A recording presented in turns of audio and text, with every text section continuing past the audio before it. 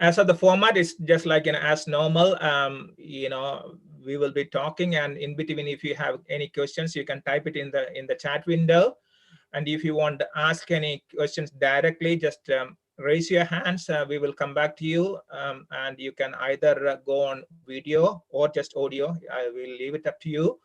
Then you can ask the questions. Okay. So without further ado, I will invite. So the format is just like as normal. We will be talking, and in between, if you have any questions, you can type it. There was an echo on my phone. Okay, so without further ado, let me welcome Zakaria MV, the Cigi coordinator, to introduce Cigi. So welcome, Zakaria sir. Good afternoon. Am I audible? Yes, you are. Yes. Yeah. Yes, thank you. Good morning, good afternoon, and welcome to everybody for this function. We, Cigi, Center for Information and Guidance India, situated in Calicut, Kerala, actually. Actually, the place is Cheva. And this year, we are going to celebrate our silver jubilee. It is a Cigi, you conduct wonderful programs with Exluk. The program is one of the most used programs Cigi has ever conducted in this form. That is seminar programs. Let me introduce this Cigi, Center for Information and Guidance India. It is an outcome of series of deliberations by educators. Of course, Malabar is more backward when compared to other regions of Kerala. And it's deliberations by educators, intellectuals, technocrats, sociologists, and community leaders concerned the deplorable plight of the deprived segments of the society. Cigi was launched on 18th August 1996. Actually, we have to celebrate this occasion due to Corona. Actually, all the inter functions are going on. It is functioning better than normal, actually. And in 1996, Sayyid Hamid IAS, former VC of Aligarh Muslim University. And it was a small room, you can say, near the University of Calicut. Actually, it belongs to that area belongs to Malam Revenue District. And next year, 1997, it was transferred to the present area, that is Cheva. It was raised as a voluntary charitable NGO under the leadership of Dr. K.M. Abubakar. For he was a scientist in Bach, Secretary of Atomic Energy Education Society, Mumbai also. From a humble beginning, the vicinity of university as a headset. Now it has its own building and full infrastructure. We are giving various kind of services, including career guidance to the needy, without any of its any kind.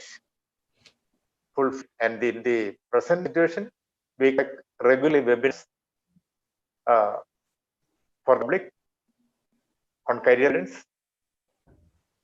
And in addition to that, we have several programs based for the meant for the deprived people on one side, and other programs like employment enhancement, etc. And it has been an activities aimed at the upliftment of empowerment of the marginalized segments and the society right from the inception.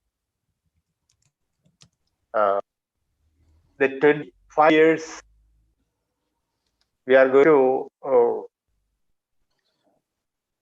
we have to conduct this Vision 2030. We are dreaming to with the cooperation of all Malayalis in our own world. Of course, especially main countries, we have international chapters, and all the participants here are requested to associate with activities of Cigi, and we wish you a wonderful program from our experience in of association with the Exluk. We are sure that you are getting you are going to experience a wonderful.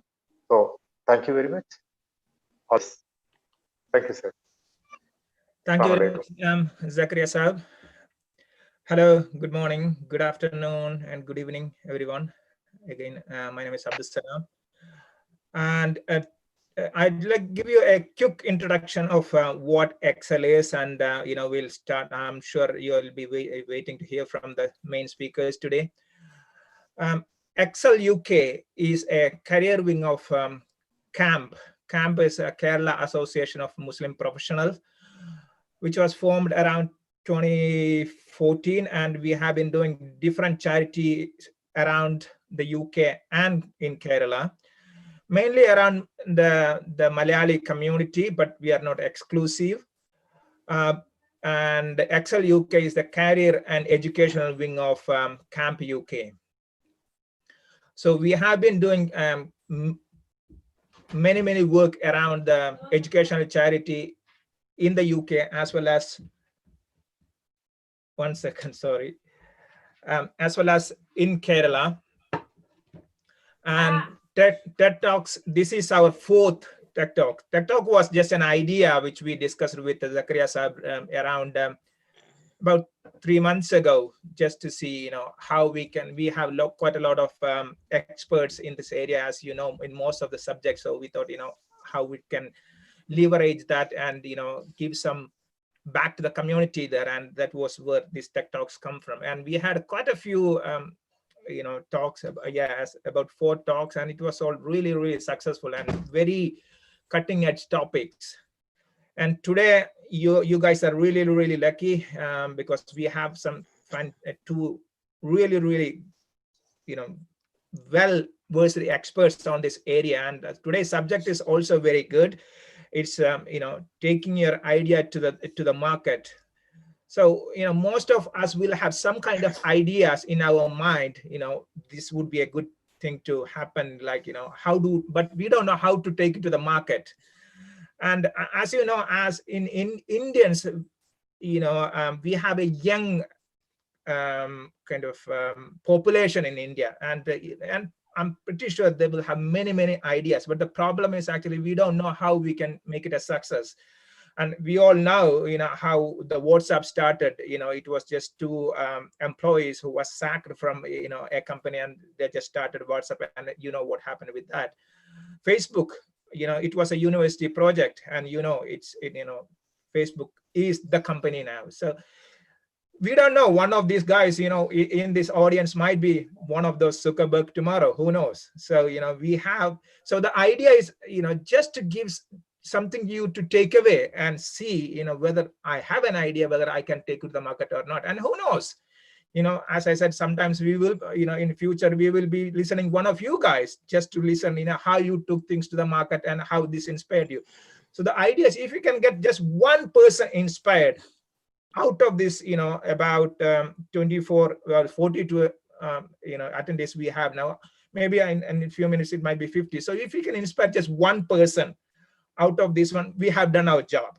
That is the whole purpose of this these talks. So let me introduce Sadiq Qasim. Sadiq Qasim is the person you may want to listen to, and as well as Mujib, and he has taken things to the market. He is, you might have heard this blockchain, and he has been speaking about that. Into Westminster, I have seen his photos with Theresa May some time back, and he has done talks in the in Westminster. He has spoken to some of the ministers in the UK. So he is he has got his own company called Loyak Limited. He has been giving talks. If you search in YouTube, you should be able to see just search for Sadiq Kasim. You should be able to see at least a couple of videos of him. I've seen him speaking in Istanbul some time back, and goes around the world speaking about the possibilities of blockchain. And hopefully, inshallah, one day he will be we'll have him on blockchain as well. Today his topic is not blockchain, but he's an expert on that area.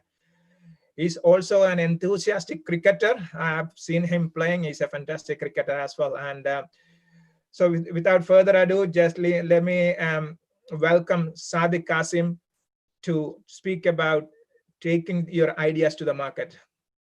All yours, Sadiq. Thank you. Assalamu alaikum, and welcome everyone who all is there. We've got quite a number of participants. I'll just share my screen.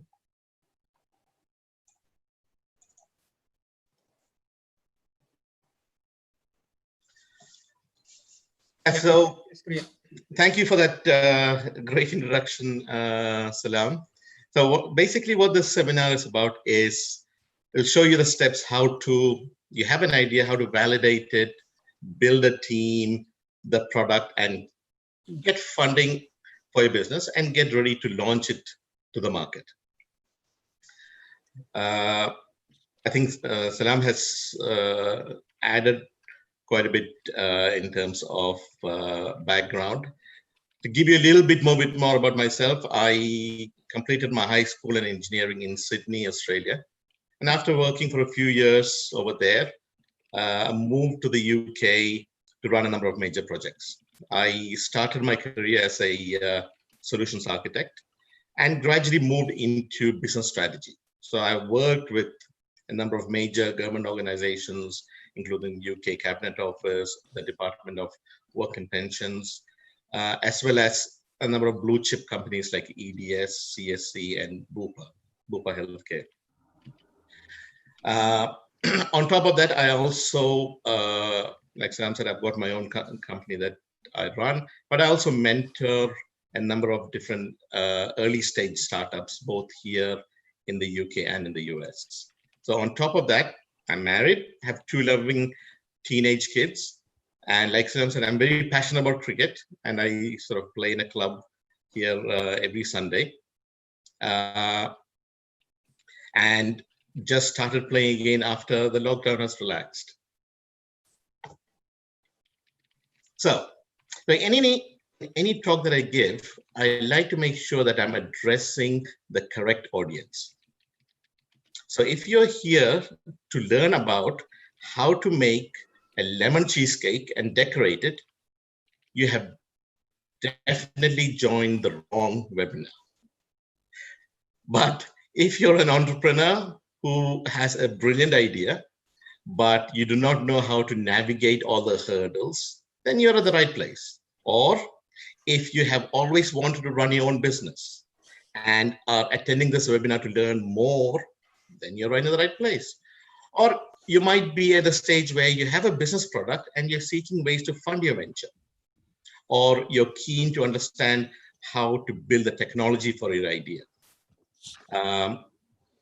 Or you might just want to understand how does a startup operate. If any of this fits your profile, then like I said, you're in the right place. So I'll take you through the steps as we go down the track. So you have a great business idea. What do you do next?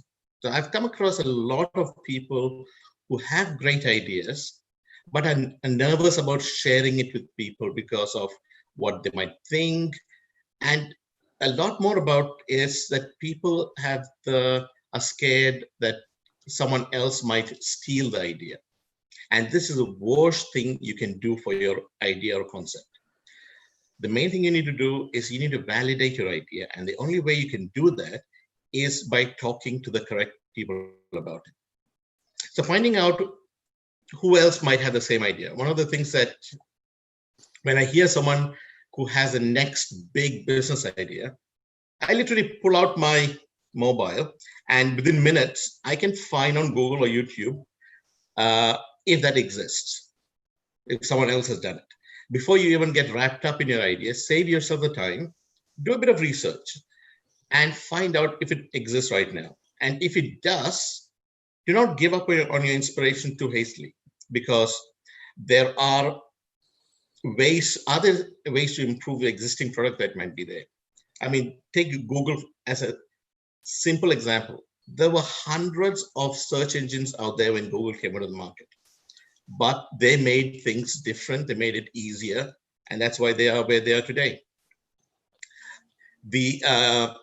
Can you offer value to an existing business? So you might have an idea, you see someone else who's doing something, and you think, oh, my concept can actually be on top of what they might have already done, and you could go into a joint venture to take your idea along with theirs to market.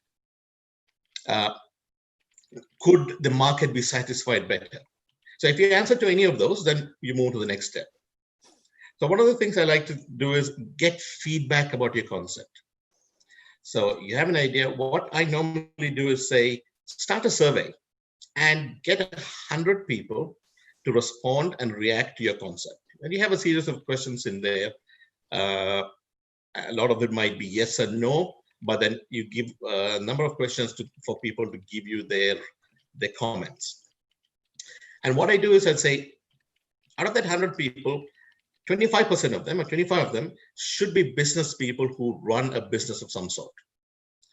The other 25 should be your typical customer. So you want to start asking early on people if the idea makes sense. The other 25, I would look at possible investors in your idea. So you want to, right from the beginning, you want to make sure that investors also say, yeah, that sounds good. If you build something like that, yeah, I might possibly invest. And the other 25% for your trusted friends. So this way you get a very wide range of questions and responses for a concept. The next thing is understanding your buyer. So you write down who will pay for the solution that you provide. Is it a male, a female? What's their age? What's their profession? Their typical buying patterns. Where and how would you find them? So all these other sort of questions you need to ask yourself, so you are able to describe your buyer very clearly. What are their likes? What are their dislikes? What motivates them to buy? What time of the day or week or month do they normally buy something that you might be providing to them? The next thing is research the size of your market.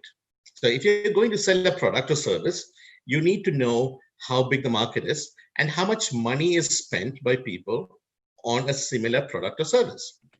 For example, if you are looking to sell a new cricket bat, then you need to find out, one, how many people play cricket and how much they spend on cricket bats per year within your defined geography. You also need to know their buying patterns, meaning if you try to sell cricket bats in the winter, in the UK at least, you will fail miserably because nobody plays cricket at that time of the year. In India, of course, I guess it'd be quite different. The other thing is determine how you will monetize your concept. So how will you make money from it? The main area that people do not clearly define is how they will make money from the business idea. This should be very crystal clear. And guess what? If it is not, you will definitely lose money.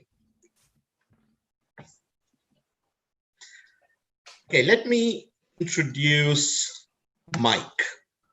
So it's a character that I'm bringing along, and I'll take him as a person who has got an idea. He's a 26-year-old entrepreneur. Mike is a super smart guy, and he has thought of an idea to save people money on their groceries. So let's break down the business idea that Mike has, that what he has come up with.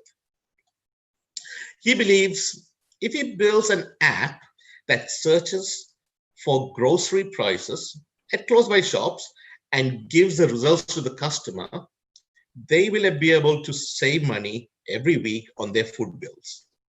So the customer is virtually able to see the difference in prices of groceries and what savings will be. They click on a button to place an order and proceed to pay for it as well. The next thing that happens is that the grocery order is picked up from different stores and is shipped to the customer's nominated address.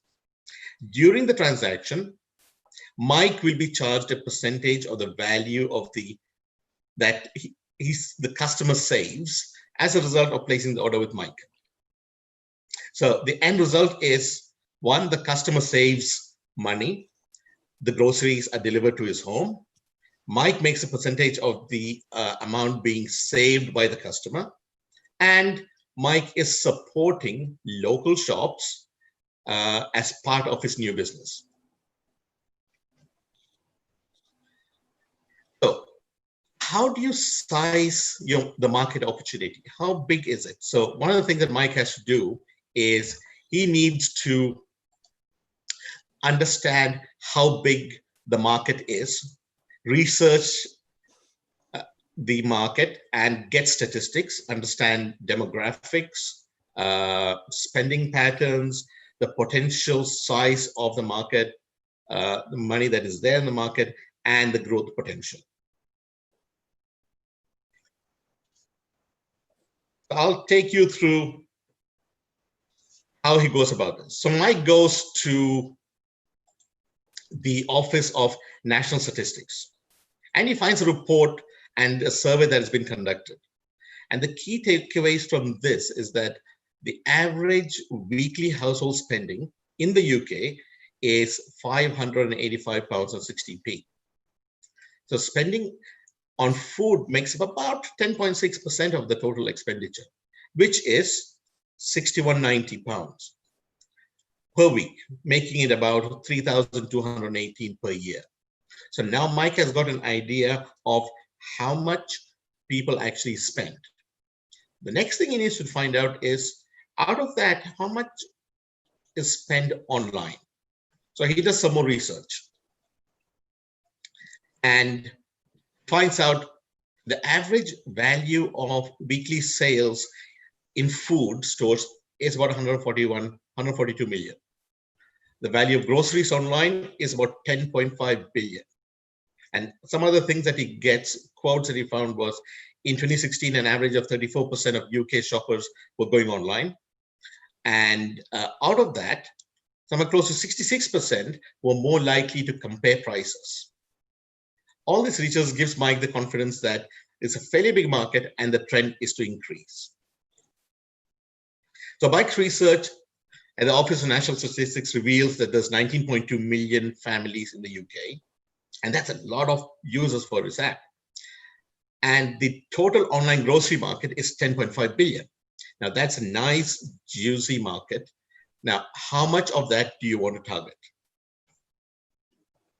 So the next thing for him to do is validate the idea. So research shows that there are many websites and that does grocery comparisons. But an interesting thing he finds is that in the App Store is that there's actually an app in the creation stage, and it says it's in development. So that means it's great news. Someone else has validated the concept and they've started developing an app. So Mike goes ahead to create a survey to get feedback. He gets 25 business people who have been running a successful business for a few years. He gets 25 typical customers, and basically you just go and stand outside a grocery store and get ask the question or give people a survey to complete. He looks at potential investors, and you can get a list of seed investors that's local in your geography. And he also looks at his trusted friends. So one thing is there, pick those who would support you and those who would criticize you, because you want to get both opinions. Next is understanding the buyer. So Mike has to find out who will actually use the app. Which part of the UK will users most likely use the app?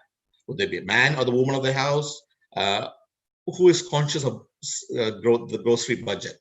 What time of the day would they place the order? Would they be willing to pay a percentage of the money they save? And then you look at about monetizing it. So what are your costs going to be? How much VAT will you have to pay? How much VAT will you be charging? Who will pay for the delivery? What are the operational costs? So it's trying to start to build some of these questions in your mind to help you understand the amount that you make. Does it actually make you money in the end? The next thing you need is to say, okay, I need to build a team. Now, don't focus on titles. People get all excited saying, oh, I'm the CEO, you're the CTO, you're the CFO, and so on. Focus on activities and tasks.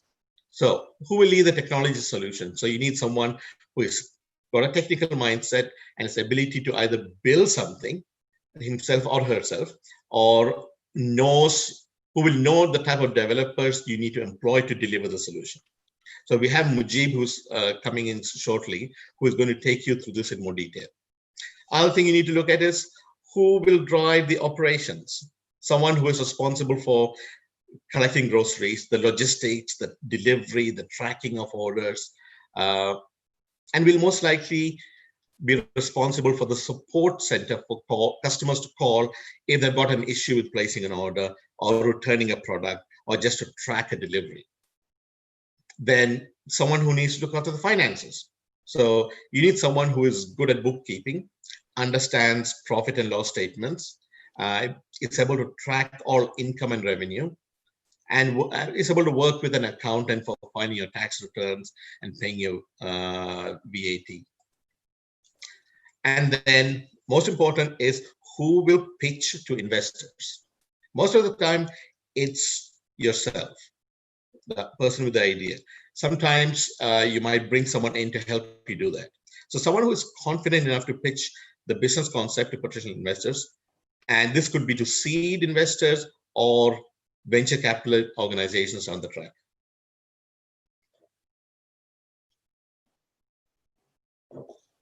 So I'll go through about, the slide is to give you an idea about funding your business and where you need to look for funding. And more importantly, it can be used as a benchmark of how long it takes at different stages. So within the first month, you should be able to validate your idea, carry out all the tasks we spoke about earlier. And in month 2 to 4, you need to look at getting your MVP out. So it's a minimum viable product. It's a version of the product that is just enough, that's just got enough features to satisfy your early customers and provide feedback for your future product. And Mujib is going to go through that in detail. In months 5 to 7, you need to start acquiring customers and proving the concept in a real life scenario. So it's at this stage that you need to start seeking seed investors who would look to invest in your business. And you can find seed investors through quick Google search. There are seed investor clubs you can approach. Most seed investors will want to see a presentation deck that is very clear to them at that point. And sometimes it's a good idea to get assistance when you're going to pitch to a seed investor. In months 18 to 24 is when you've got a good number of customers, your business is ticking along quite well, you have ironed out all the issues from an operational point of view, you have fixed all the bugs you've found in the app, and you're ready to put the foot on the accelerator and increase the usage of your app and the service. This is when you approach a VC or a venture capitalist. So VCs only invest in companies that are that are already selling a product or a service and have a good system in place and are making a decent profit. They like to see that you have proven the business model and that you can make money, and their aim is to give you the funds to increase market share and increase returns to them by close to tenfold. This is to give you an idea of the different types of seed funding. And I'm using, for this example, I'm using India as a geographical location for seed funding. So one of the things you can look at is corporate seed funds. So usually mega corporation and tech giants are looking for a way to invest in new innovation, and they might spot in the market. And the source of funding brings visibility for the startup's brand and usually an early indication of an acquisition in the future. So tech giants like Apple, Google, Intel back startups regularly with seed money. So GV is the investment arm for Alphabet, which is Google's parent company, while Intel Capital is the chip maker Intel's dedicated division for startup investment. Other thing is you can also look at incubators.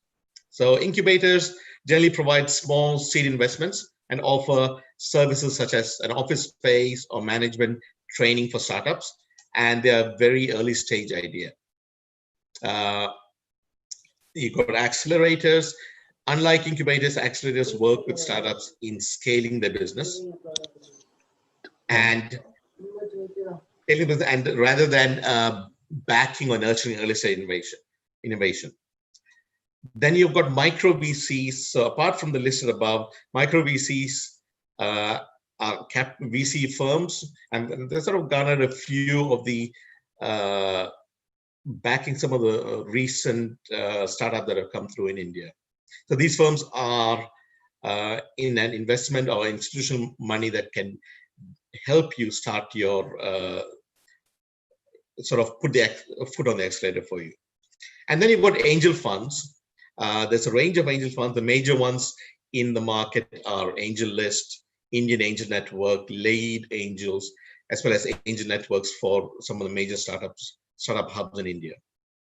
Then we look at the VCs. So venture capitaling in India is have got a range of different, and they, depending on which type of VC you look at, you can get a list of the VCs when you search for a sector. So VC usually only invests in a certain area. So there might be ones that invest in technology, some might invest in something like groceries or FMG, and some might be just looking at healthcare and so on.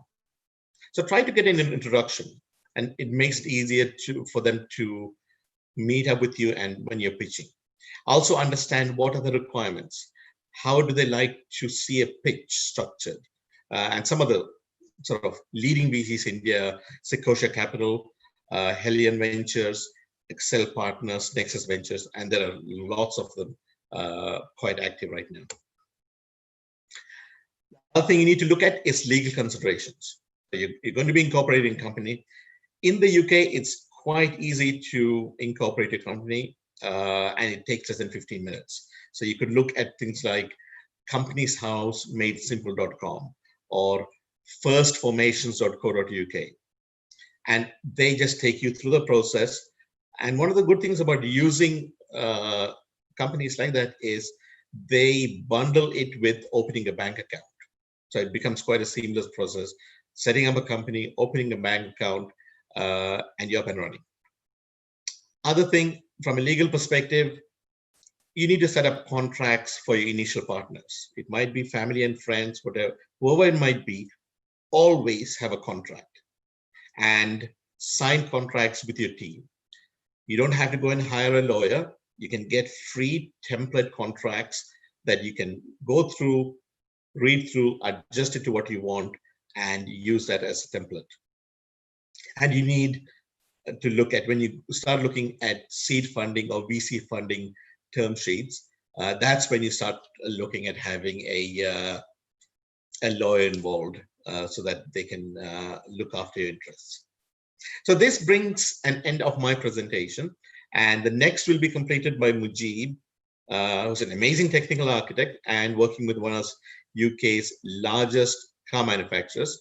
And he will take you through some of the steps involved in building your digital product for your idea. And he's going to talk through specifically the idea of the app that we just spoke about. So with that, I'll hand you over to Mujib. If you do have any questions, write them down, post them, and towards the end, we'll answer them both together. Thank you very much. Thank you, Sadiq. I'll stop sharing.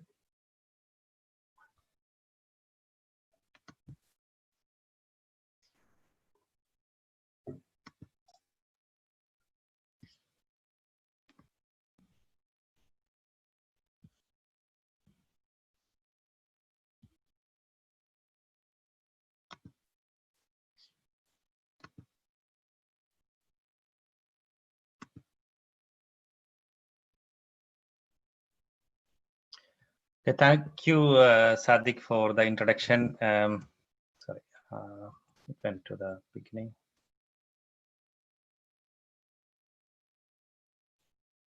I just take my part.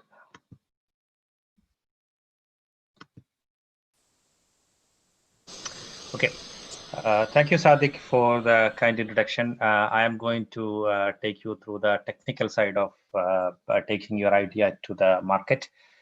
I am a software engineer by profession. I did my engineering from India, and I did my master's in Germany, and end up in UK to do an assignment.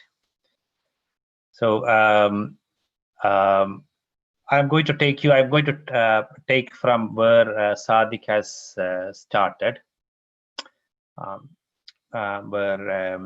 where he introduced you a Mike, where he has an idea about starting a company where people save from the grocery.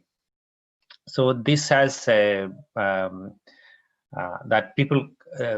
This idea takes people's weekly meal plan, what they want to eat in the week, and then create a grocery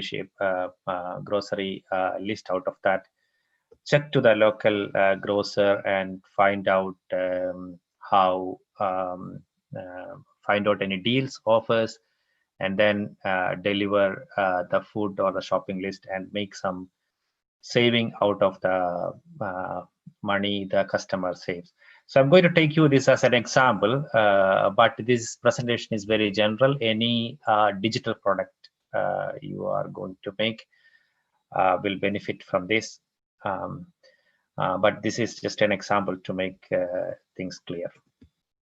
Okay, there are two methods you can normally people use when creating a product. One is the traditional waterfall approach. In the waterfall approach, what people do is you have an idea, you design a product, you build the product, and then validate it and go to the market. And the other is a bit more lean approach, where you have an idea, you build it to a product, and measure it by giving to the customer, learn from the customer experience, go back to idea, make necessary modification, build again, and come to market. That is the second approach, which is called a lean approach. So in the first approach, normally people, the big corporates, people who have a lot of money, who have no problem in losing some, or normally choose the waterfall, because you find whether your product is successful or a failure only after it is being produced. So if it is failure, then you lose all the money.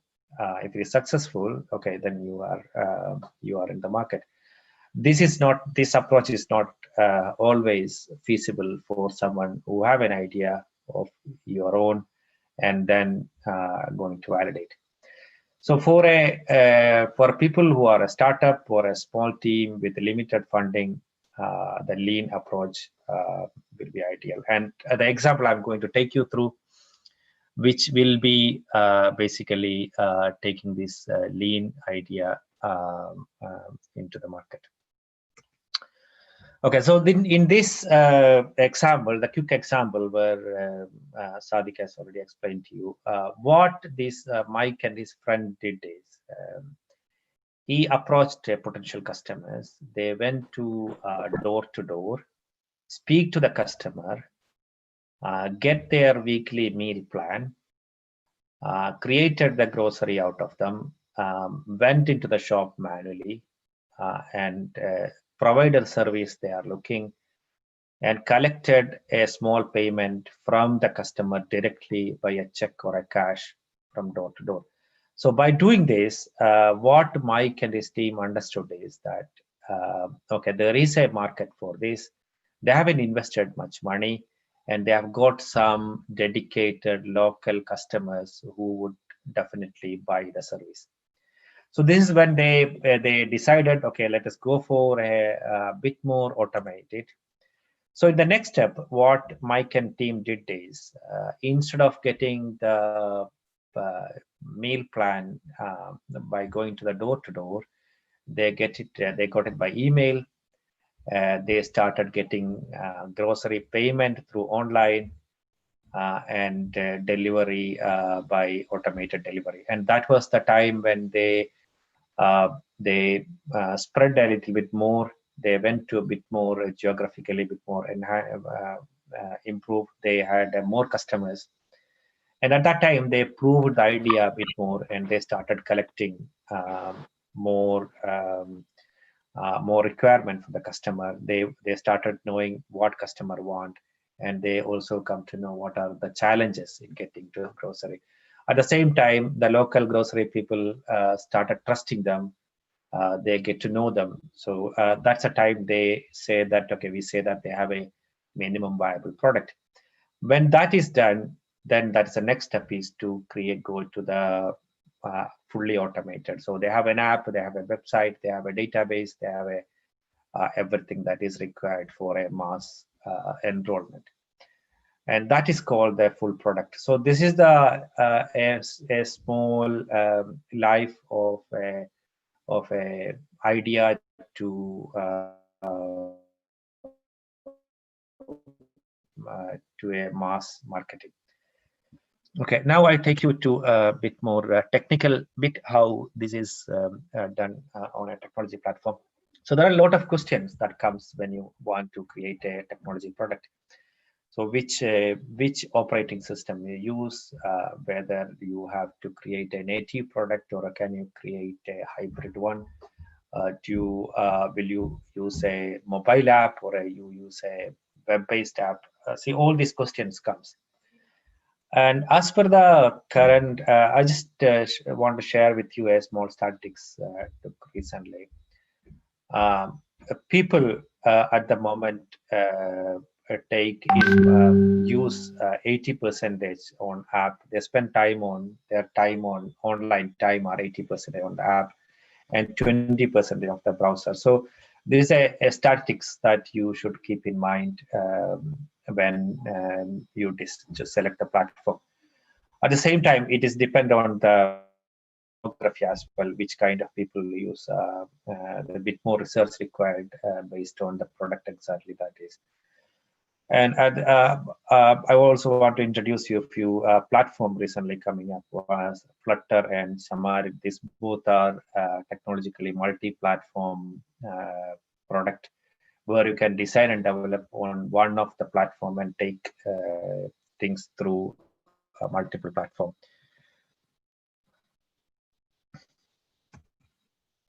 Okay.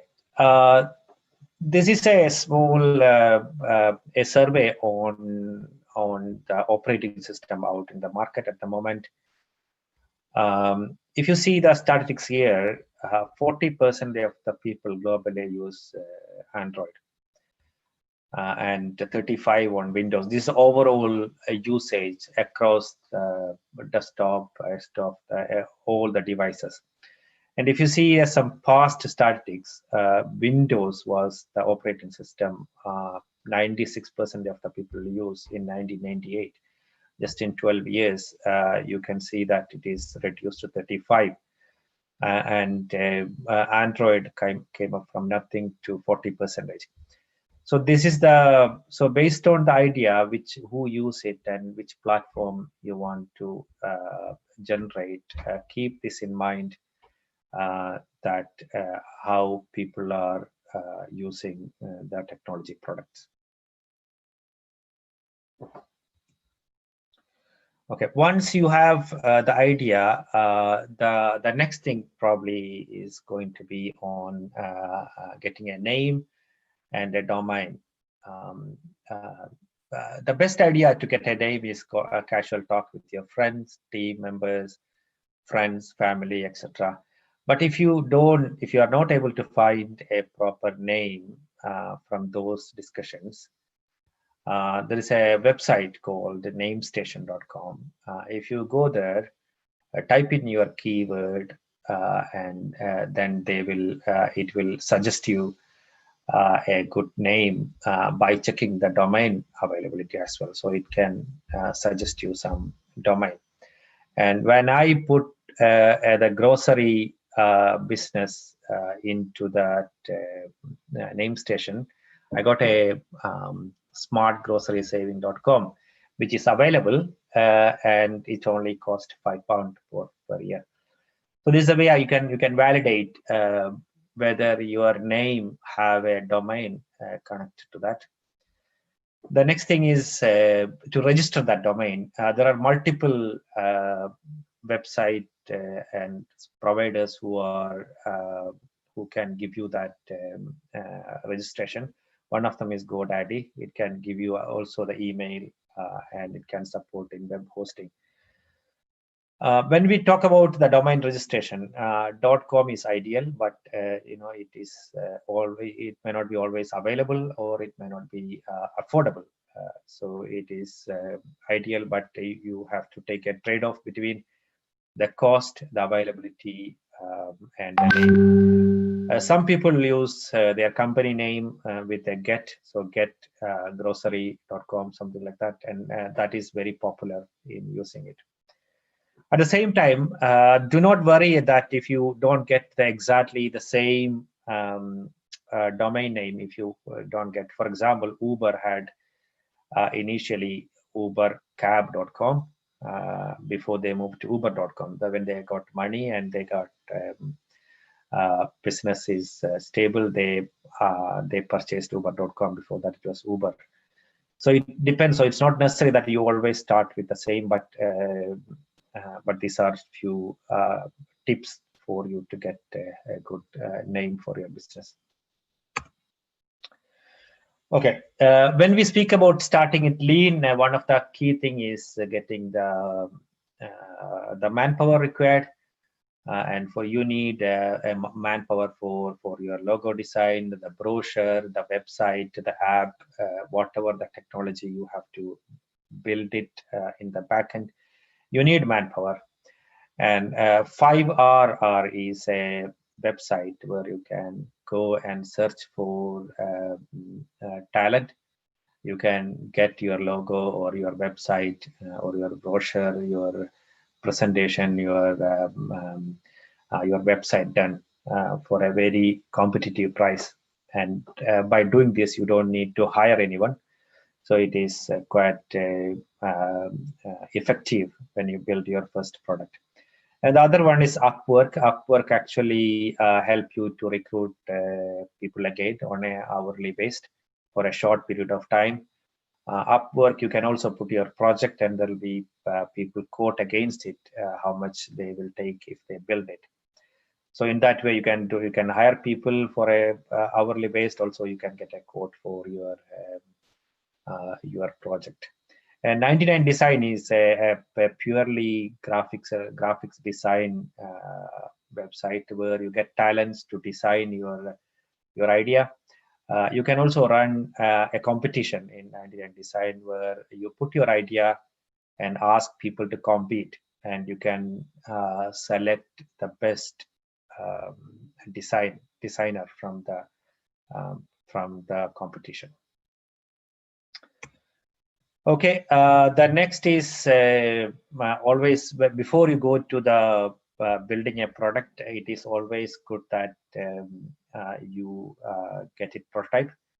The prototyping is there are some options. I want to introduce you a place where you can get a prototype without coding. It should be the coding is something which take a lot of man effort and time and money. So this is the best place where you can go and get your prototype done, so that you can show to your investors, show to your customer, show to your validation team, everyone, so that they can get what you are thinking. I have just this is a promo video from Proto.io. I just want to play this. Hopefully you will see this interesting.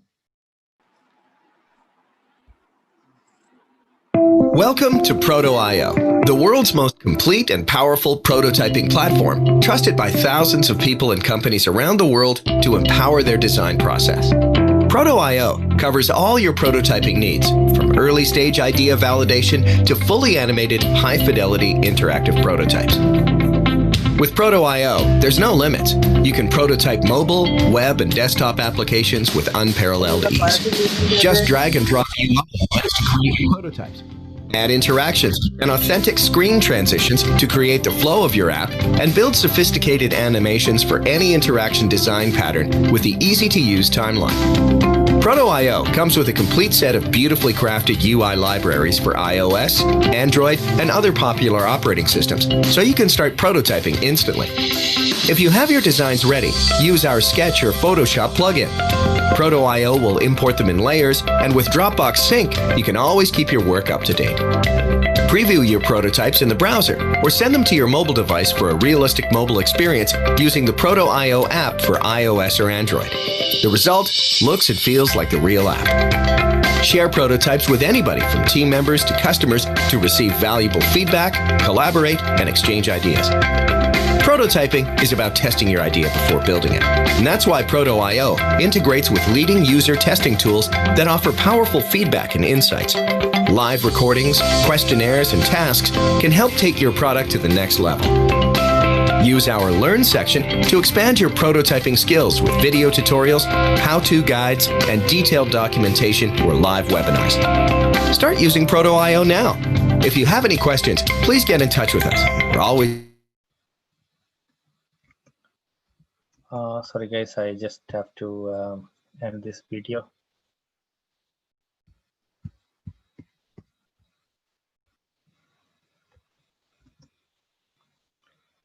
Hope you have seen that video.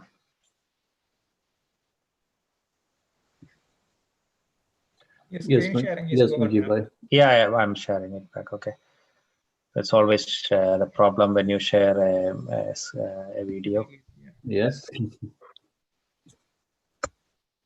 Okay. I hope you can see that my screen back. Yes, we can. Yeah. Okay. Okay. So that is a powerful thing if you want to create a quick prototype. It doesn't need a coding, and they have a very competitive pricing strategy. Another place I have shared is patterns.com, which is also an ideal place for you to prototyping, because they dump all the user GUIs of the apps and website in the past somebody has done. So you can try to validate your idea by looking into other how others have done. If you have to normally, if you have to validate a company, you have to install and you have to run through a registration process. But this patterns.com, people have done that easy. They have dumped all the user interface example into that. So then, okay, then once you have done that, there are give you a quick tip about how to set up a website. There are so many solutions available in the market, but I'll just introduce you a quick thing. One is WordPress. WordPress is the most popular website in the world now. Vast majority of the website you see now is powered by WordPress. It is a very quick, it is open source. Every day new things coming up. People create plugins. There are paid and free plugins. You can work around the WordPress and create a website very quickly. And another hosting idea, if you have done especially for a static website, is like use a AWS S3 and Route 53 and CloudFront. You can do that very quickly, a static website, probably within minutes. So that is another idea. You can use it for a website development. One second.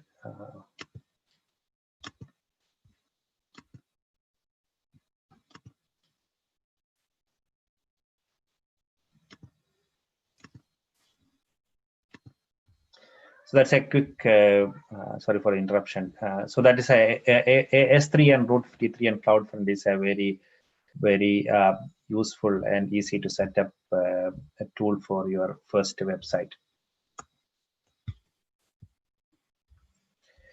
Okay, the next is for any technology product, what you need is a distributed version control.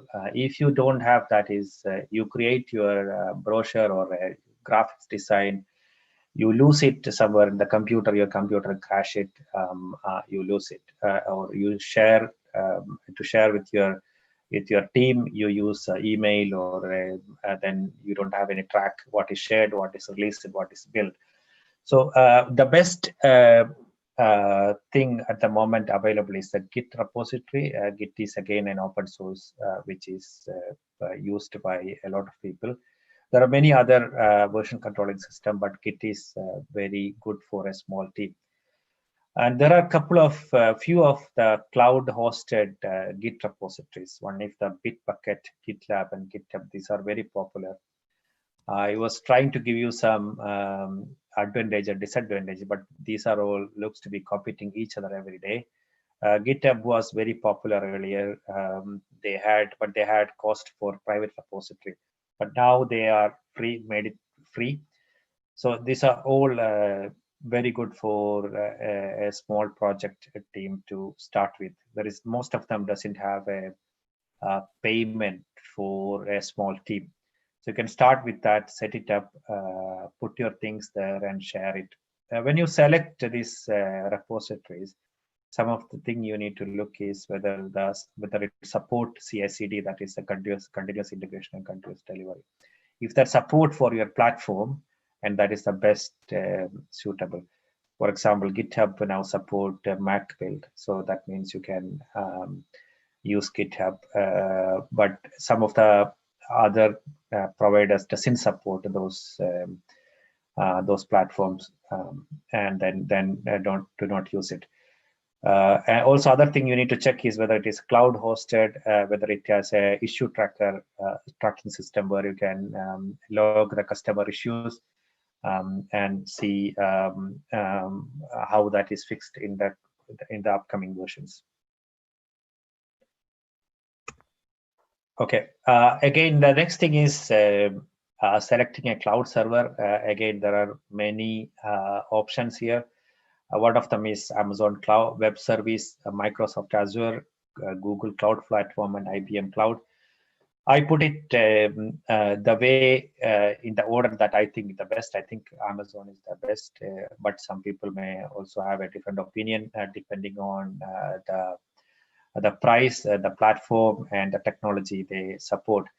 IBM is, from what I heard, is not that good in their user interface, but in some cases, like bare metal server, IBM support. So in some specific cases, you may have to go to IBM, but generally these three, Amazon and Microsoft and Google, are very popular.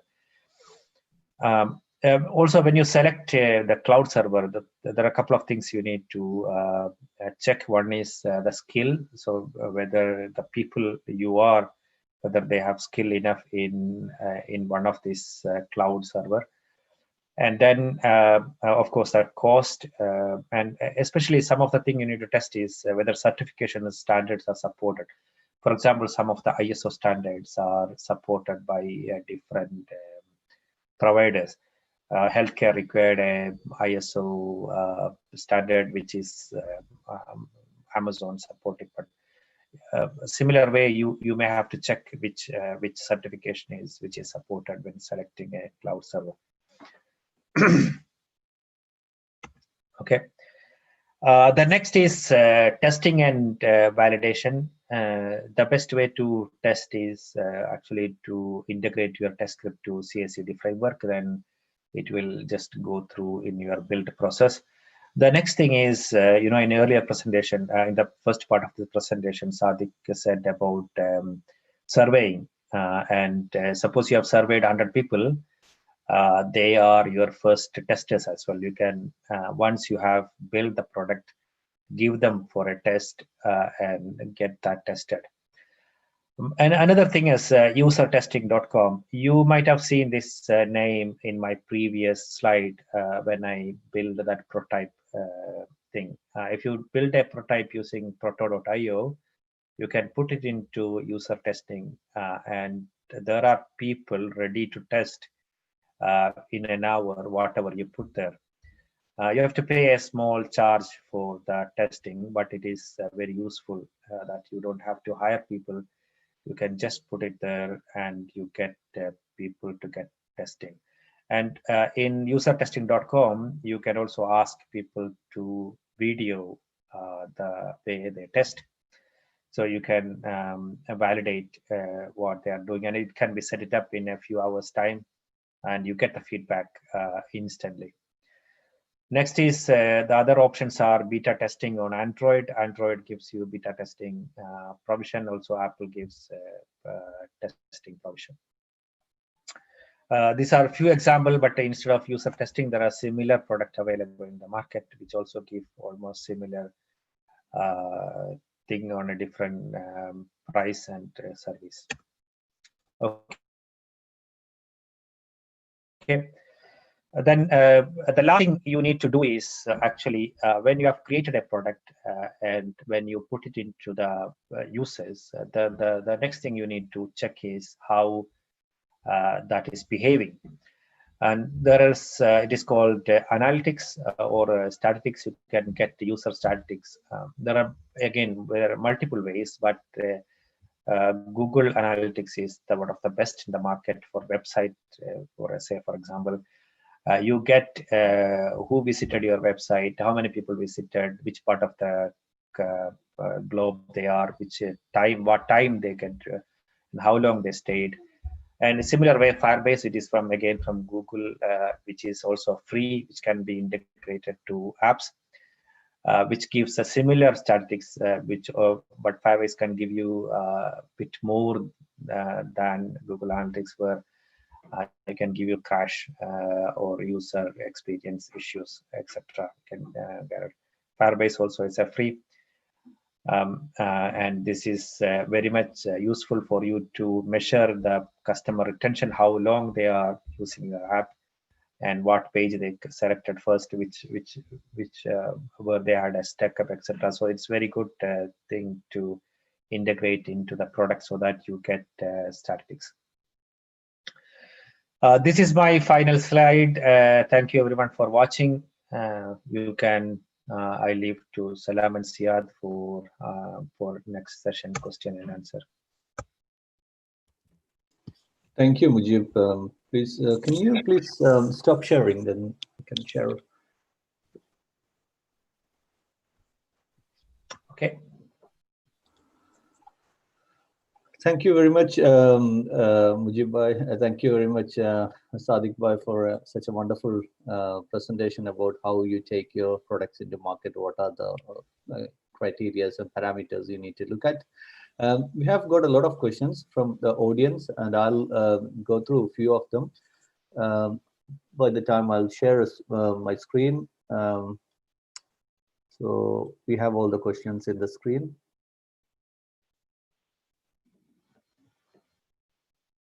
Give me a second, I'm just sharing it.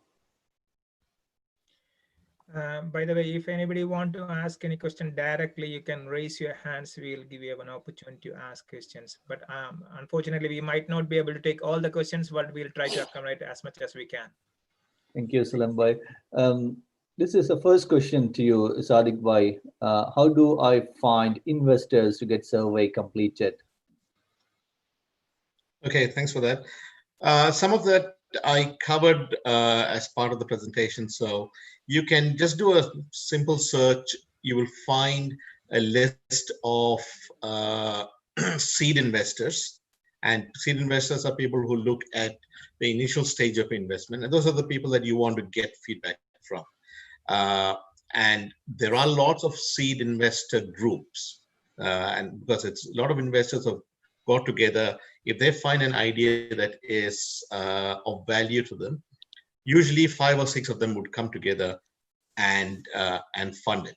So you can easily get a list of those sort of seed investors. You might not get email addresses for each of them, but you can send it to the moderator of that group, and they will share it, because this is exactly what they do. They're looking for ideas, and when they see that someone is actually doing a survey before starting it, they will be more than happy to spend 3 or 4 minutes responding to a survey. So it's all matter of just finding, just doing a quick search. You'll find, I'd listed out a few of the names from an Indian perspective. In the UK, there are literally hundreds, thousands of seed investors that you can get access to. And asking them for spending 3 or 4 minutes is quite easy. Okay, thank you, Sadiq Bhai. That's very good on that. Now I'm going to the next one. Again, another question to Sadiq Bhai. How do I reach out to corporate for seed fund? Which is always everyone have a question. If I want to get some fund from the corporates or someone else. Yeah. So most of the time when you're looking at going for corporate seed funding, first you need to have your product. You need to prove that it works and there is a demand for it, and you are sort of fulfilling the demand. So it's only when you've got a complete product or MVP and you have got the business idea working is when you can go to corporates or VCs to say that, hey, this aligns up. And the main thing is, if you go to a corporate that is looking at a certain, if you go to Intel, now, right, a lot of the funding that they provide are for technology-based startups that align to their core product or idea. So if you say, I want to have a thing which is completely outside of their core competency, most of the time they'll not be interested. So you need to look at each of these funds, and then you can do a search. There are literally hundreds of large organizations that provide this, like Google and Microsoft and so on. And go to the website. They'll have very specific idea of what they're looking for, which sector they're looking for, and they'll have a contact for you to actually send and apply for that. They'll have a process where they'll first look at your pitch. If they think that it's worth it, then they'll call you in for a presentation. Hopefully that answers the question. Yeah, I think very much. What I can understand is it is not easy, but it is possible to go through all these steps. Yes, that's right. There is Arif Muthod, Dr. Arif has already shared one of the website, www.seedrs.com, saying that very useful site for anyone looking for a seed funding. I know Dr. Arif has got a small startup as well, so he might be knowing, he might be very much aware of these things as well. I'm going to the next question. Next question to Mujib Bhai. This is a very generic question. Is there any particular programming language I can use for making a product if I have some idea, or is it any other way I can approach? It's a good question. Yeah, it's a question that many people ask. There is no straightforward, there's no straight answer, but there are some hint I can give. The first thing you need to check is the skill of the people that you have. Suppose you have people who are specialized in one of the programming language, then make use of that when you build a product. The second, there are some criteria, for example, in terms of speed. For example, if you are creating a gaming application that has to be run very fast, sometimes it is better to use a language like C++, which is very efficient in terms of. And the other thing is, suppose you are making an AI-based things, Python is have a lot of open source libraries which is available free of cost, so it is the best. So it's a combination of all the things that to your specific requirement. There is no one or other way answer, but it is very specific to the scenario. Okay, thank you. That makes sense because it depends on where we use. Um, I have seen this question came a bit early before your presentation, Sarikmai. I know you have touched some of these points at later stages. The question is, does India, if somebody wants to look for a product, is there any government support or grants or anything for starting a new product? And also, do you get any international bodies or international organization who can support as well on a for a new idea? Yeah, I mean, I'll just put a link, and this was just a 30-second search. I'll just put a link in this chat. Okay, inc42.com. Okay. Right. There's 50 plus startup schemes from the Indian government that you should know about. So just have a look at that. That provides, because India has got a lot of startups coming up and very successful ones as well. And they have different schemes from if you need to protect your idea in terms of patenting, grant schemes, software technology schemes. There's a lot of stuff out there. And if you look on that website, that gives you some of those support mechanisms that the government have in place. Okay. Thank you, Sadiq Bhai. So India is changing a lot. Earlier, we used to have a bad reputation that is sometimes not so easy to do a startup. How do you compare that with India and UK to get funding and to get help from the government, from your experience? In the UK, there is, I mean, when I kicked off LOAC, I did apply for UK funding.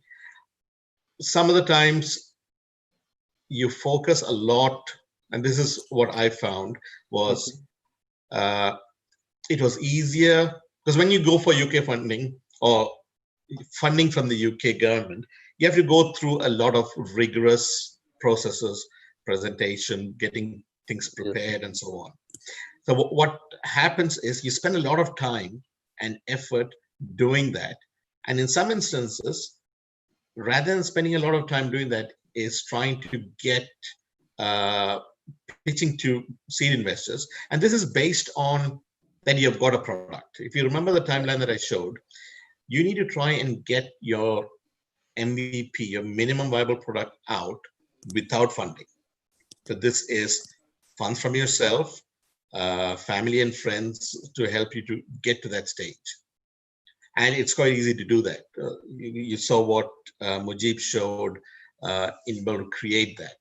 Yeah. Once you do that, then it's quite easy when you go and start showing, talking to organizations. I mean, as an example, when LOAC kicked off, I looked at funding, and there were also competitions out there that you can that is run by the government to try and promote things. So we entered a competition, and this was during the Olympics.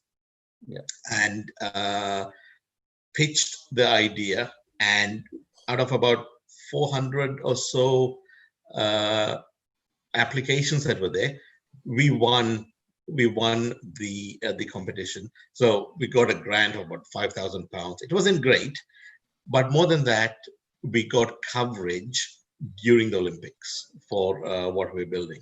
So it just gives you, you might not necessarily get a lot of funding. And if you do get funding, there are rigorous things that you need to follow. So it is simple if you've got the time and you've got the patience to follow through, because in any country, going through a government process is long and test your patience. Okay, so understand it's better to focus on building a strong product rather than deviating from your focus to get funds at the beginning. Yeah. Okay, thank you. I'll move to the next question. This is a question from Ramim. What we need to take in consideration while we start a survey? There is a chance copying our idea, right? Or how can we solve this problem? Can one of you please take it? I think better Sadik, you take it. Sure. So this is the first thing I said during my, because I work with quite a few early stage startups, and a lot of people have got the fear that your idea will be copied. The chances of that happening is minimal, because you have, it's only once you have built something and you've got a product out there that you've completely built and you're starting to market it, that is when people look at saying, oh, that idea sounds good. Let me copy it and make it easier or cheaper or whatever. When you have an initial idea, the chance of someone copying it is very low. And the way that you would ask some of the questions is you're not telling me what your idea specifically is. You're saying, this is a problem. If it is solved like this, would you be interested? Right? So if you're talking to, which is why I said break it out into 4 categories: your business people who already exist, and you would look at potential investors, you would look at sort of your friend circle and your typical customer. So you're going to get responses from different areas, and don't worry about the chance of copying. You want to get your idea validated quickly and get it out there, or else you will be sitting here, and I've had friends say that, you know, I had the idea about Facebook close to 20 years ago. If only I had done something about it, I'd be very rich now. So you don't want to be in that position. Just go ahead and kick things off, and you'll start seeing some really interesting responses coming back. Hopefully that answers the question, Rahim. Yeah, I think that answers very much about the question. Again, I think it is one of a very good question. Everyone have the same question from. I do have it. I'll go to next question. This is from Sudhir Suleiman. How easy is to get funding in the UK? Again, I think we touched it. Do you want to add anything? Oh. Gaining funding, for example, I mean, when we did our seed round, it wasn't that difficult to get funding because we went completely a private route. You could go to seed funding groups, and those groups, you got to keep in mind, they are there specifically to invest in startups, right? So it does, you need to be prepared in the sense you need to know each different seed group have got slightly different, I guess, requirements. So most seed funding sort of people or organizations are looking to see, is the idea solid? Have you built something? Have you got experience in all this? Have you got a good team together? Does it look like you've got a good execution plan from a business perspective? And how long will it take for them to get, main thing they want to see is how long will it take before they get a return? Now, from seed funding, they get a return when a VC comes in and says, hey, this is a great idea. I'm prepared to put in £2 million.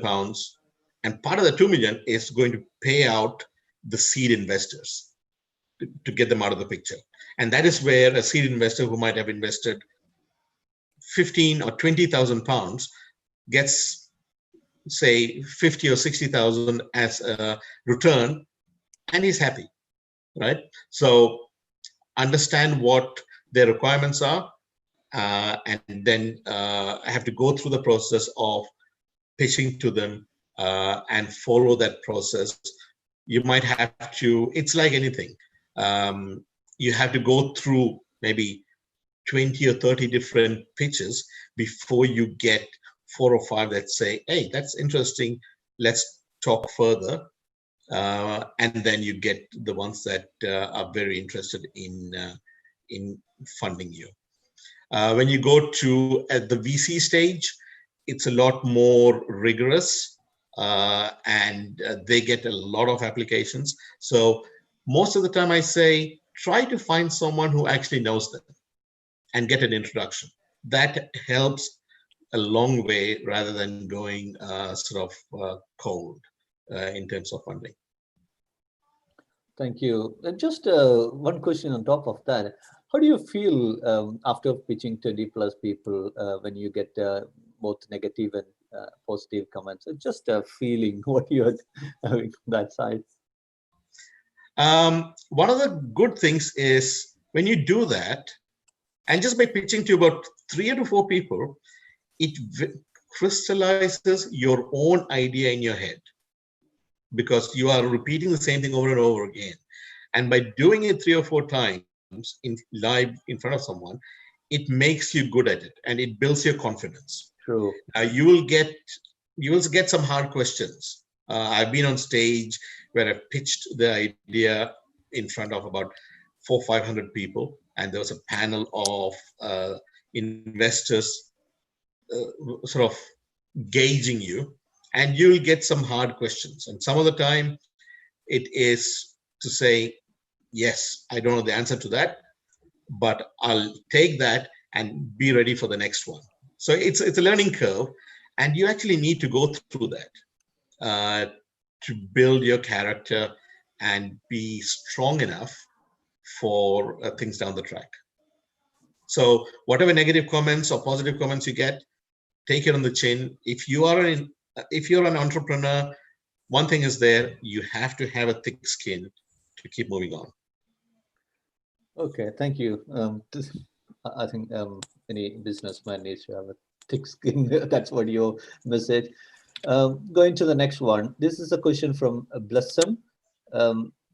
If I have an idea to introduce a new product into market, how can I make successful mobile app for online trading platform if it is necessary? I think Mujibba, you are a bit more experienced in this area. I think the question is like, if you have an idea to a new product into market, how can I make successful mobile app for online trading platform? So there are a couple of things. I'm not sure whether the question says that whether he already have something and then take into mobile app, or it is. So as I said, there are 2 ways. One is you can make your website as well as the mobile app and everything together. And if it is a trading app, this is mainly on the web.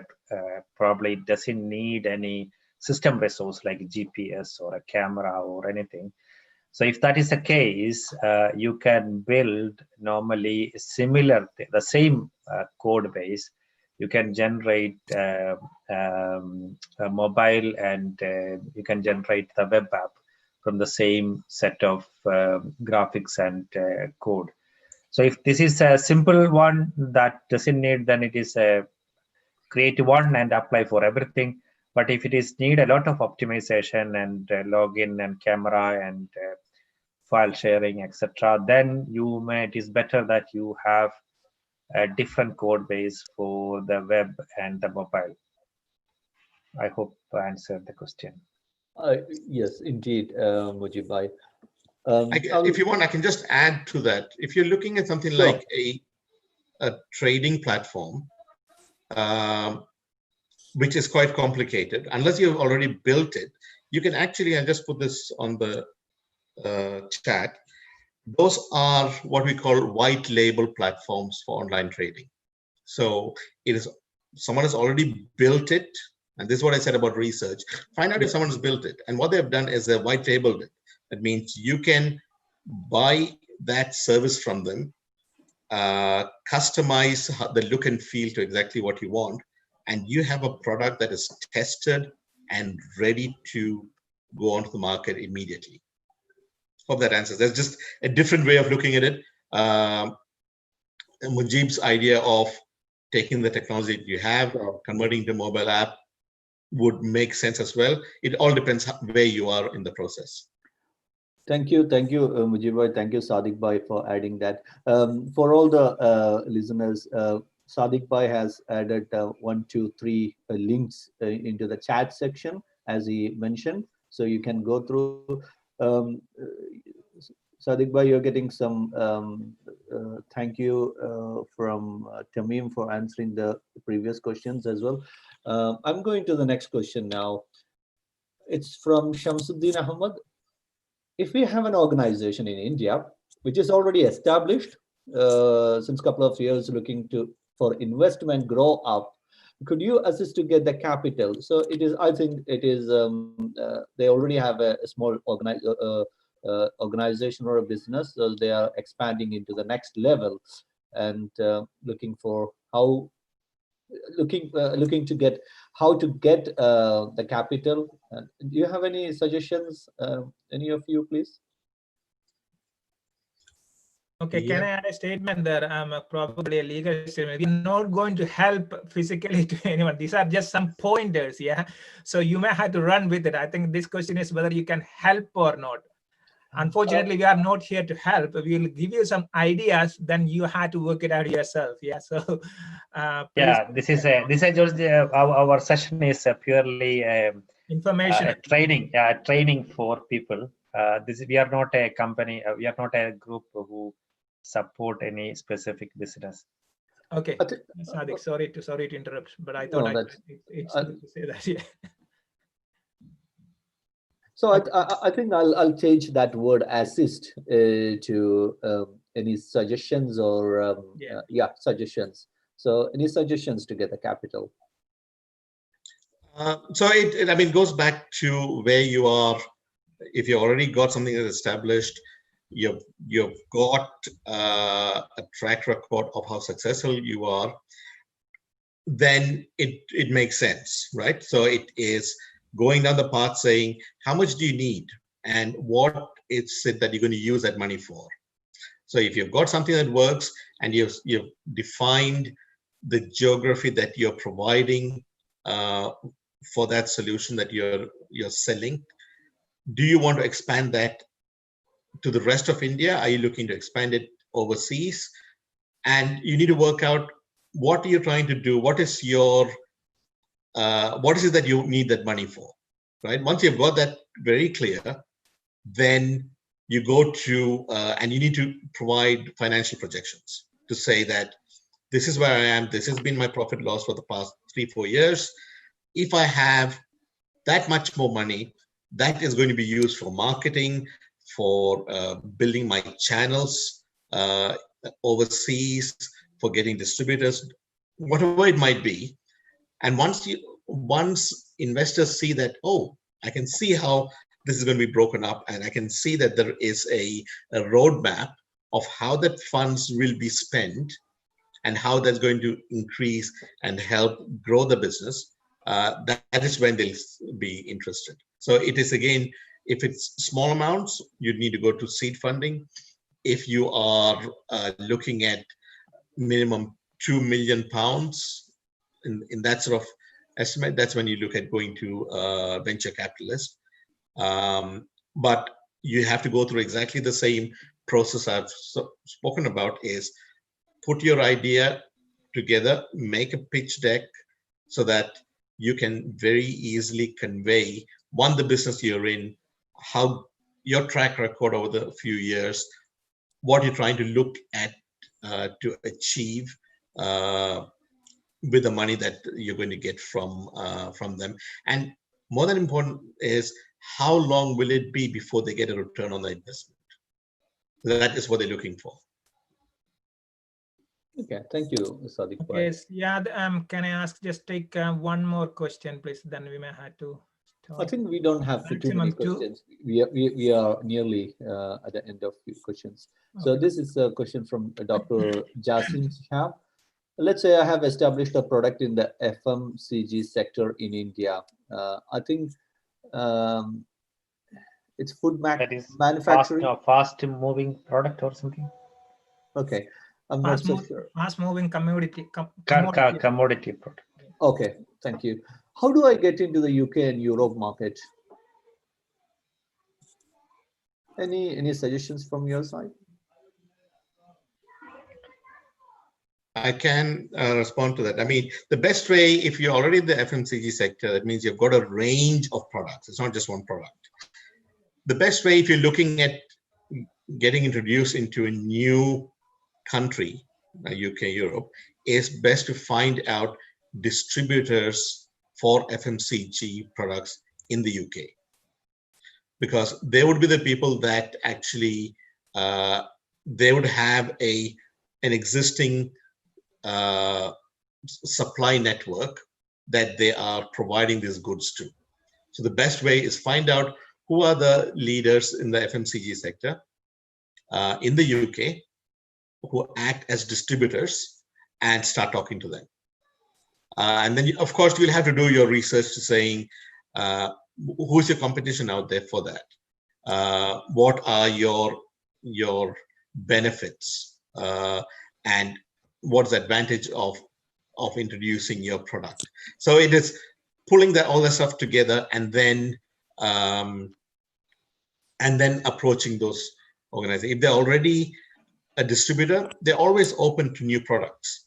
So as long as your product fits into their category or what they currently distribute, it's something that will definitely get you on the right path. Hopefully that answers the question. Yes, indeed, Sadiq Bhai. I think there is one more question from Habib. It's in the same line, asking what is the best way to expand online-based startup to UK? I think this is the same thing answers. And the other thing is Excel UK provide any such services. We are not, I would say, we are not providing any such services, but we are helping out. And if you have any questions, you can contact us and we will try to get any more help from Sadiq Bhai or Mujib Bhai. I'll move to the next one. Next question is from Mohammed.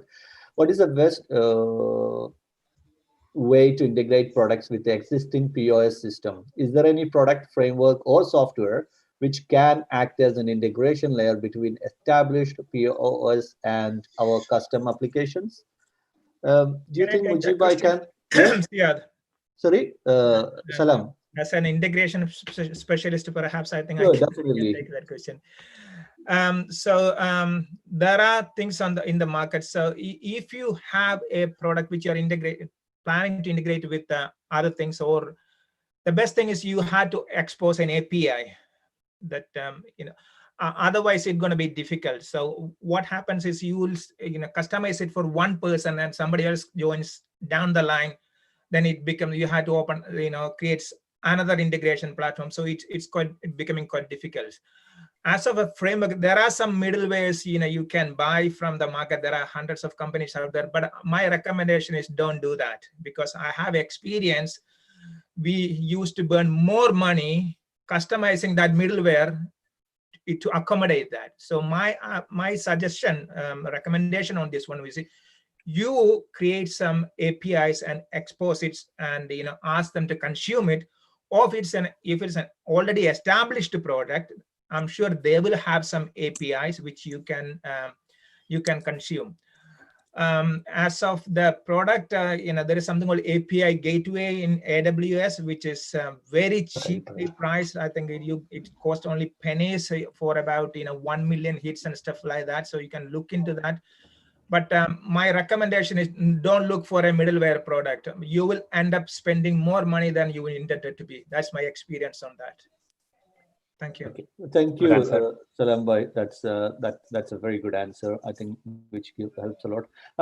I'm going to the last question. It is from Sabina Chalat. It is specifically to you, Sadiq Bhai. Is there a public list of problems not solved or gaps in the market that can be used for business idea generation? I guess I think that everybody might have that question now. Yes. Looks like you have this has worked so far. Like we have served our purpose. So somebody is looking into something. Yes. I mean, to give you an example, right? I was talking to when we went into lockdown earlier on in sort of March, I spoke to a friend. I said, you know, there's one of the greatest ideas that you can, business concept that you can implement right now is everyone has to work from home. And most people will just be using a dining table or whatever it might be. If you can package together a small home office setup, so it'll have a table, it'll have a proper chair, it'll have lighting and all that sort of stuff together, and package it as a home office during the COVID thing. And he thought about it and he said, yeah, okay, let me think about it. And he's one of those guys. He found out online where you can pull bits and pieces together, and he started advertising it, and he sold about 6 or 7 of it without doing anything else other than getting a couple of different products together, packaging it, and selling it. So you can always find business ideas where there is a need. And right now the need was people are working from home. They need a proper ergonomic chair, all those things that you would need if you're working in your office, provided in your home. And most companies actually have been giving grants or funding so that people could actually go and buy what they want to work from home. So 1, companies are giving money for it. 2, there is a need. As long as you're able to fulfill that, guess what? You've got a business concept that has legs. So, but if there was a list of problems to be solved, it would have been picked up and run with long ago.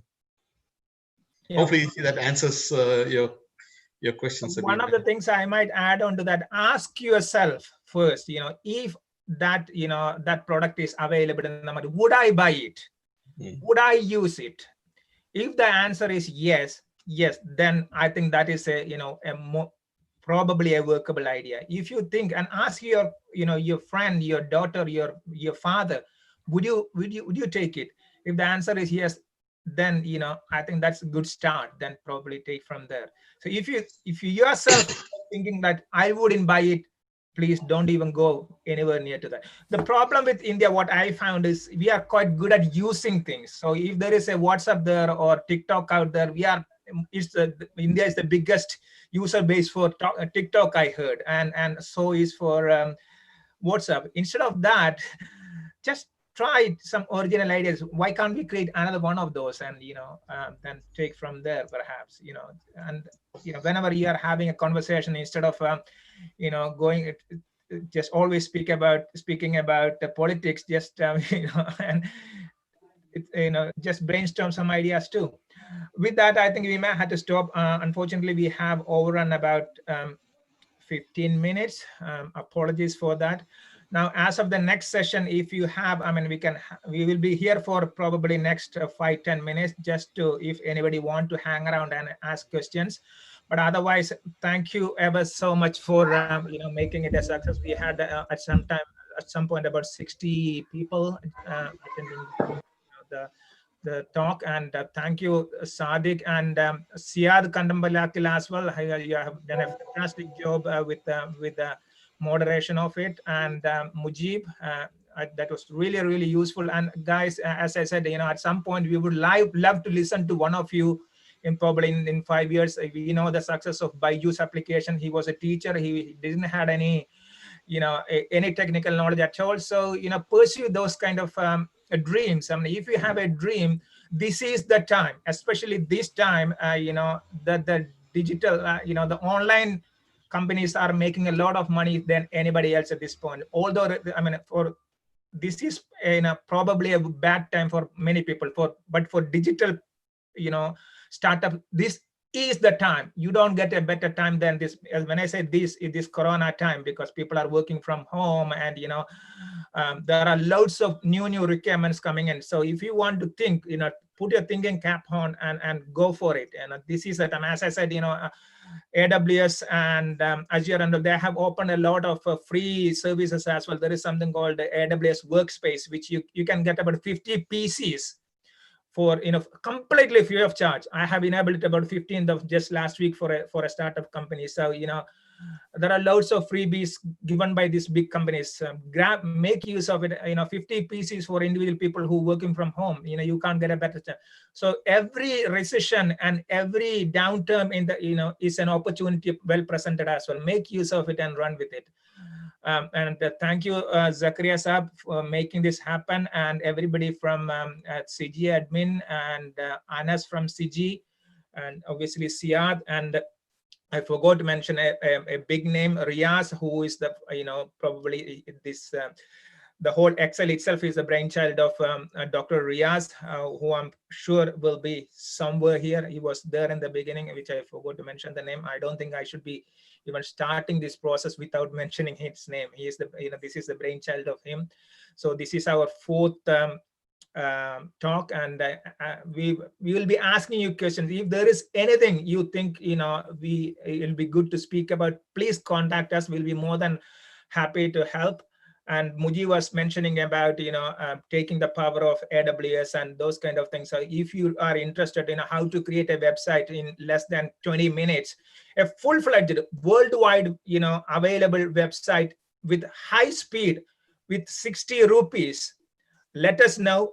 I have done some research on it. I'll be more than happy to do that. Or any ideas which you think is workable. When I say not 60 rupees, it's about 50p. That'll be about 600 rupees, something like that.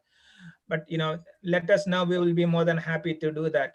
With that, thank you very much, and good night, Khuda Hafiz, good evening, and good afternoon, wherever you are. Thank you very much. Bye, everyone. Bye. Thank you. Thank you. We are just hanging around for 5-10 minutes. From Is that okay? Bichu, Tenzil, if you can stay for a few seconds, a few minutes, and we'll wind it up. Yeah. Okay. Yeah. Can I ask a question to Mr. Sadiq, if you don't mind? Absolutely. Yeah, that's the whole purpose of this hanging out. Officially, the function is finished, but Okay. My name is Shamsuddin. I'm the chairman of Cigi Dubai chapter. I'm in the logistics industry. Right. I have started a company 10 years back, and I sold that to Mahindra last month. Wow. Now, okay. So you had to listen. We want to listen from you then. No. Let me. That means you're retired now. Yeah, no, I'm actually retired, but at the same time, couple of years back, I put up a seed for another logistics company, which is grown up now, and the last year the turnover was 100 crores. Wow. Wow.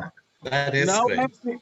Now I am thinking to expand that one, even though I'm retired officially. That's why I ask you this question. Right. In India now, it's quite difficult nowadays because of various things. And I was looking into the UK market and the German market. Right.